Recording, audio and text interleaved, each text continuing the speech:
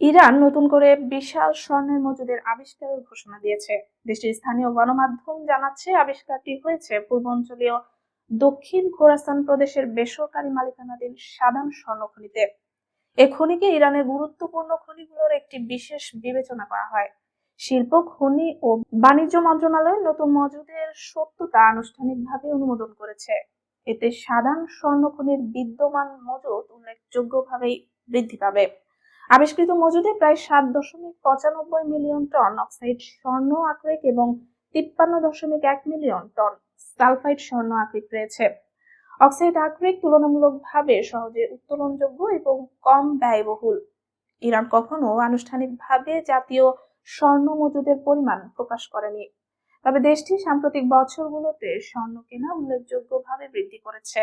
গত সেপ্টেম্বরে ইরানের কেন্দ্রীয় ব্যাংকের গভর্নর রেজা ফারজিন জানান, 2023-24 সালে কেন্দ্রীয় ব্যাংকটি বিশ্বের শীর্ষ 5 স্বর্ণ ক্রয়কারী ব্যাংকের মধ্যে একটি ছিল। কেন্দ্রীয় ব্যাংকের কর্মকর্তা ইয়েকতা আশরাফি জানান, আন্তর্জাতিক নিষেধাজ্ঞার মধ্যে স্বর্ণ মজুদের বৃদ্ধি ইরানের অর্থনীতিকে শক্তিশালী করতে সহায়তা করবে। ইরানে মোট 15টি স্বর্ণ খনি রয়েছে। এর মধ্যে সবচেয়ে বড় খনি হলো উত্তর পশ্চিমাঞ্চলের জারশোয়ান খনি।